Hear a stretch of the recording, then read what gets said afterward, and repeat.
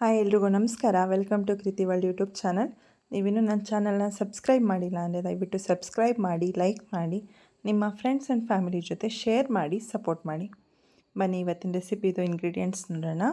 ನಾನಿಲ್ಲಿ 200 ಗ್ರಾಮ್ ಶಾವಿಗೆ ತೊಗೊಂಡಿದ್ದೀನಿ, MTR ತುಪ್ಪ, ಅರ್ಧ ಲೀಟ್ರು ಹಾಲು, 2 ಕಪ್ಪು ಸಕ್ಕರೆ, ಡ್ರೈ ಫ್ರೂಟ್ಸ್ ಒಣ ಖರ್ಜೂರ, ಬಾದಾಮಿ, ಗೋಡಂಬಿ, ಒಣದ್ರಾಕ್ಷಿ 2 ಟೇಬಲ್ ಸ್ಪೂನ್ ಈಚ್ ತೊಗೊಂಡಿದ್ದೀನಿ. ಇದು ಸೀಕ್ರೆಟ್ ಇಂಗ್ರೀಡಿಯೆಂಟ್. ಇದೇನಂತ ನಾನು ನಿಮಗೆ ವಿಡಿಯೋ ಕೊನೆಯಲ್ಲಿ ನೋಡ್ತೀನಿ. ಸ್ಕಿಪ್ ಮಾಡಿದರೆ ದಯವಿಟ್ಟು ಪೂರ್ತಿ ವಿಡಿಯೋ ನೋಡಿ. ನಾನಿವಾಗ ಒಂದು ಬಾಣಲಿಗೆ 2 ಟೇಬಲ್ ಸ್ಪೂನ್ ತುಪ್ಪ ಹಾಕಿದ್ದೀನಿ. ತುಪ್ಪ ಚೆನ್ನಾಗಿ ಕಾದ್ಮೇಲೆ ಡ್ರೈ ಫ್ರೂಟ್ಸ್ನ ಹಾಕಿ ರೋಸ್ಟ್ ಮಾಡ್ಕೋಬೇಕು.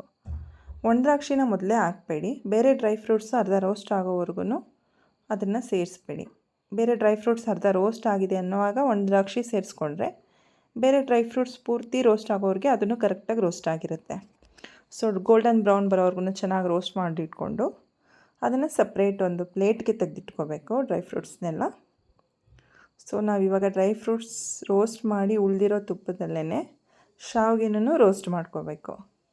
ಮತ್ತು ರೋಸ್ಟ್ ಮಾಡಬೇಕಾದ್ರೆ ಲೋ ಫ್ಲೇಮಲ್ಲಿ ಇರಬೇಕು. ಇಲ್ಲಿ ನಾನು 200 ಗ್ರಾಮ್ ತೊಗೊಂಡಿದ್ದೀನಿ MTR ಶಾವಿಗೆ. ಇದನ್ನು ಲೋ ಫ್ಲೇಮಲ್ಲಿ ಲೈಟ್ ಗೋಲ್ಡನ್ ಬ್ರೌನ್ ಬರೋವರೆಗೆ ರೋಸ್ಟ್ ಮಾಡಿದರೆ ಸಾಕು. ತುಂಬ ಜಾಸ್ತಿ ರೋಸ್ಟ್ ಮಾಡೋದೇನು ಬೇಡ. ಮತ್ತು ಹಾಗೆ ನಿಮ್ಮೆಲ್ಲರಲ್ಲೂ ಒಂದು ನನ್ನ ರಿಕ್ವೆಸ್ಟು, ದಯವಿಟ್ಟು ನನ್ನ ಚಾನಲ್ನ ಸಬ್ಸ್ಕ್ರೈಬ್ ಮಾಡಿ. ನಿಮಗೆ ಗೊತ್ತಿರೋ ಫ್ರೆಂಡ್ಸು, ಫ್ಯಾಮಿಲಿ ಮೆಂಬರ್ಸ್ಗೆ ಹೇಳಿ ಸಬ್ಸ್ಕ್ರೈಬ್ ಮಾಡಿಸಿ, ಸಪೋರ್ಟ್ ಮಾಡಿ. ಇದರಿಂದ ಬರೀ ಕುಕ್ಕಿಂಗ್ ಅಷ್ಟೇ ಅಂತಲ್ಲ, ಇನ್ನು ಬೇರೆ ಮಕ್ಕಳಿಗೆ ಎಜುಕೇಷನ್ ರಿಲೇಟೆಡು, ಶಾಪಿಂಗು, ಮತ್ತು ಆನ್ಲೈನ್ ರೆಸ್ಟೋರೆಂಟ್ ರಿಲೇಟೆಡು, ಇನ್ನು ಬೇರೆ ಬೇರೆ ವಿಡಿಯೋಸ್ ಎಲ್ಲ ಮುಂದೆ ಮಾಡ್ತೀವಿ. ಸೊ ಹೊಸಬ್ರಿಗೆ ನೀವು ಲೈಕ್ ಮಾಡಿ ಸಬ್ಸ್ಕ್ರೈಬ್ ಮಾಡೋದ್ರಿಂದ ನಮಗೂ ಹೊಸ್ದಾಗಿ ಏನಾದರೂ ಯೂಸ್ಫುಲ್ ವಿಡಿಯೋ ಮಾಡಬೇಕು ಅಂತ ಸ್ಫೂರ್ತಿ ಸಿಗುತ್ತೆ. ಆದ್ದರಿಂದ ನನ್ನ ಹಂಬಲ್ ರಿಕ್ವೆಸ್ಟ್, ದಯವಿಟ್ಟು ಸಬ್ಸ್ಕ್ರೈಬ್ ಮಾಡಿ. ನೋಡಿ, ಈ ಥರ ಕಂಟಿನ್ಯೂಸ್ ಆಗಿ ಲೋ ಫ್ಲೇಮಲ್ಲಿ ಚೆನ್ನಾಗಿ ರೋಸ್ಟ್ ಮಾಡ್ಕೋಬೇಕು. ಐ ಫ್ಲೇಮ್ ಇಟ್ಟರೆ ಚೆನ್ನಾಗಿ ಬೇಗ ರೋಸ್ಟ್ ಆಗಿಬಿಡುತ್ತೆ, ಟೇಸ್ಟ್ ಹಾಳಾಗುತ್ತೆ. ಸೊ ಜಸ್ಟು ಕಲರ್ ಚೇಂಜ್ ಆಗಬೇಕು ಬ್ರೌನ್ಗೆ, ಲೈಟ್ ಬ್ರೌನ್ಗೆ, ಅಲ್ಲಿವರೆಗೆ ರೋಸ್ಟ್ ಮಾಡಬೇಕು. ಮತ್ತು ನಾವು ಬೇಗ ಮಾಡಬೇಕಂದ್ರೆ ಈ ಕಡೆ ಒಂದು ಒಲೆಯಲ್ಲಿ ರೋಸ್ಟ್ ಮಾಡ್ತಿದ್ರೆ ಇನ್ನೊಂದು ಒಲೆಯಲ್ಲಿ ಹಾಲು ಕಾಯಕ್ಕೆ ಇಟ್ಕೊಂಡ್ರೆ ಈ ಸ್ವೀಟ್ನ ಮ್ಯಾಕ್ಸಿಮಮ್ 5 to 6 ಮಿನಿಟ್ಸಲ್ಲಿ ಮಾಡಿ ಮುಗಿಸ್ಬೋದು. ನೋಡಿ, ಲೈಟ್ ಬ್ರೌನ್ ಆಗಿದೆ. ಇವಾಗ ನಾನು ಇದನ್ನು ಸೈಡ್ಗಿಟ್ಟು ಒಂದು ಪಾತ್ರೆಗೆ ಅರ್ಧ ಲೀಟ್ರ್ ಹಾಲು ಹಾಕ್ತಿದ್ದೀನಿ. ಮತ್ತು ನಾನು ನಿಮಗೆ ವಿಡಿಯೋ ಫಸ್ಟಲ್ಲಿ ಸೀಕ್ರೆಟ್ ಇಂಗ್ರೀಡಿಯೆಂಟ್ ಅಂತ ಹೇಳಿದ್ದೆ ಅಲ್ವಾ, ಅದನ್ನು ನಾನು ಇವಾಗಲೇ ಆ್ಯಡ್ ಮಾಡ್ಕೊಳ್ತೀನಿ. ಅದು ಗಟ್ಟಿ ಇತ್ತು, ಅದರಿಂದ ನಾನು ಸ್ವಲ್ಪ ನೀರನ್ನು ಆ್ಯಡ್ ಮಾಡಿಕೊಂಡು ಕರೆಕ್ಟ್ ಕನ್ಸಿಸ್ಟೆನ್ಸಿಗೆ ತೊಗೊಳ್ತಿದ್ದೀನಿ. ನಾವಿವಾಗ 1 ಬೌಲ್ ಶಾವಿಗೆ ಹಾಕಿದ್ರೆ ಅದೇ ಬೌಲಲ್ಲಿ 3 ಬೌಲಷ್ಟು ಹಾಲಿರಬೇಕು. ಆವಾಗ ಕರೆಕ್ಟಾಗಿ ಕನ್ಸಿಸ್ಟೆನ್ಸಿ ಬರುತ್ತೆ. ಸಮ ತೊಗೊಂಡ್ರೆ ಏನಾಗುತ್ತೆ ಅಂದರೆ ಅದು ಫುಲ್ಲು ಗಟ್ಟಿ ಆಗಿಬಿಡುತ್ತೆ. ಶಾವಿಗೆ ಹಾಲೆಲ್ಲ ಇಟ್ಕೊಂಡು ಫುಲ್ ಡ್ರೈ ಆಗಿಬಿಟ್ಟಿರುತ್ತೆ, ಆವಾಗ ಚೆನ್ನಾಗಿರಲ್ಲ ಟೇಸ್ಟು. ಸೊ ನೀವು ಮಾಡಬೇಕಾದ್ರೆ 3 ಪಟ್ಟು ಎಕ್ಸ್ಟ್ರಾ ಹಾಲು ತಗೊಳ್ಳಿ. ಗಟ್ಟಿ ಇರಬೇಕು, ಮತ್ತು ತುಂಬ ನೀರು ಹಾಕಿ ತೆಳು ಮಾಡ್ಕೋಬಾರ್ದು. ತೆಳು ಮಾಡಿಕೊಂಡ್ರೆ ಟೇಸ್ಟ್ ಚೆನ್ನಾಗಿರಲ್ಲ. ನೋಡಿ, ಇವಾಗ ಗಟ್ಟಿ ಹಾಲಿದೆ. ನಾನು ಇದಕ್ಕೆ ಸಕ್ಕರೆ ಆ್ಯಡ್ ಮಾಡ್ಕೊಳ್ತೀನಿ. ಸಕ್ಕರೆ ಆ್ಯಡ್ ಮಾಡಿ ಇದು ಚೆನ್ನಾಗಿ ಕುದಿ ಬರಬೇಕು. ಕುದಿಯೋವರೆಗೂ ಬಾಯ್ಲ್ ಮಾಡಬೇಕು ನಾವು. ನೋಡಿ, ಇವಾಗ ಕುದಿ ಬರ್ತಿದೆ.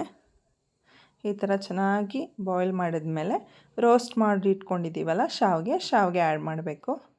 ಶಾವಿಗೆ ಆ್ಯಡ್ ಮಾಡಿಬಿಟ್ಟು ನಾವು ಫ್ಲೇಮ್ನ ಐ ಫ್ಲೇಮಲ್ಲಿ ಇಟ್ಕೊಂಡು ಒಂದು 3 to 4 ಮಿನಿಟ್ಸು ಶಾವಿಗೆನ ಬಾಯ್ಲ್ ಮಾಡಿದರೆ ಸಾಕು. ಆಗ ಶಾವಿಗೆ ಅರಳಿರುತ್ತೆ. ಸೊ 3 to 4 ಮಿನಿಟ್ಸ್ ಬಾಯ್ಲ್ ಮಾಡಿಬಿಟ್ಟು ಡ್ರೈ ಫ್ರೂಟ್ಸು ಫಸ್ಟೇ ರೋಸ್ಟ್ ಮಾಡಿಟ್ಟಿದ್ವಲ್ಲ ಅದನ್ನು ಆ್ಯಡ್ ಮಾಡ್ಕೋಬೇಕು. ಆ್ಯಡ್ ಮಾಡಿಬಿಟ್ಟು ಫ್ಲೇಮ್ ಆಫ್ ಮಾಡಿ ಮೇಲೆ ಒಂದು ಪ್ಲೇಟ್ ಮುಚ್ಚಿಬಿಟ್ಟು ಒಂದು 15 ಮಿನಿಟ್ಸ್ ಬಿಟ್ಬಿಟ್ರೆ ಶಾವಿಗೆ ಹಾಲೆಲ್ಲ ಅಬ್ಸರ್ವ್ ಮಾಡಿಕೊಂಡು ಕರೆಕ್ಟ್ ಕನ್ಸಿಸ್ಟೆನ್ಸಿಗೆ ಬರುತ್ತೆ. ಟೇಸ್ಟ್ ಕೂಡ ಚೆನ್ನಾಗಿರುತ್ತೆ. ಬೇಕಂದರೆ ನೀವು ಇಲ್ಲಿ ಏಲಕ್ಕಿ ಪೌಡ್ರು ಸೇರಿಸ್ಕೋಬೋದು. ನಾನು ನಿಮಗೆ ವಿಡಿಯೋ ಮೊದಲಲ್ಲಿ ಹೇಳಿದೆ ಏನೋ ಸೀಕ್ರೆಟ್ ಇಂಗ್ರೀಡಿಯೆಂಟ್ ಅಂತ. ಅದೇನೂ ಅಲ್ಲ, ಆ್ಯಕ್ಚುಲಿ ಮಿಲ್ಕ್ ಪೌಡರು. ನಾನಿಲ್ಲಿ ಅಮೂಲ್ಯ ಮಿಲ್ಕ್ ಪೌಡರ್ ಯೂಸ್ ಮಾಡಿದ್ದೀನಿ. ನಮ್ಮ ಮನೇಲಿ ಅದಿತ್ತು. ನೀವು ಬೇರೆ ಯಾವುದಾದ್ರೂ ಮಿಲ್ಕ್ ಪೌಡರ್ ಯೂಸ್ ಮಾಡ್ಬೋದು. ಅಂಗನವಾಡಿಲಿ ಕೊಡುವಂಥ ಮಿಲ್ಕ್ ಪೌಡರ್ ಕೂಡ ಯೂಸ್ ಮಾಡ್ಬೋದು. ಟೇಸ್ಟು ಸ್ವಲ್ಪ ಡಿಫ್ರೆಂಟಾಗಿ ಚೆನ್ನಾಗಿರುತ್ತೆ. ಬಟ್ ನಾವೇನಂದರೆ ಅದನ್ನು ನೀರು ಹಾಕಿ ಹಾಲಿನ ಕನ್ಸಿಸ್ಟೆನ್ಸಿ ಕಲಿಸ್ಕೊಂಡು ಚೆನ್ನಾಗಿ ಕುದಿಸ್ಬೇಕು. ಅದು ಸ್ಮೆಲ್ ಹೋಗೋವರೆಗೂ ಚೆನ್ನಾಗಿ ಬಾಯ್ಲ್ ಮಾಡಿಕೊಂಡ್ರೆ ಟೇಸ್ಟು ತುಂಬ ಚೆನ್ನಾಗಿ ಬರುತ್ತೆ ಮತ್ತು ಡಿಫ್ರೆಂಟಾಗಿರುತ್ತೆ. ಒಂದ್ಸಲ ಟ್ರೈ ಮಾಡಿ. ಸೊ ಈ ಥರ ಕುದಿ ಬಂದು ನಾನು ಪ್ಲೇಟ್ ಮುಚ್ಚಿದೆ. ಒಂದು 15 ಮಿನಿಟ್ಸ್ ಬಿಟ್ಟಿದ್ದೀನಿ. 15 ಮಿನಿಟ್ಸ್ ಆದಮೇಲೆ ನೋಡಿ, ಹಾಲೆಲ್ಲ ಸ್ವಲ್ಪ ಅಬ್ಸರ್ವ್ ಮಾಡ್ಕೊಂಡಿದೆ.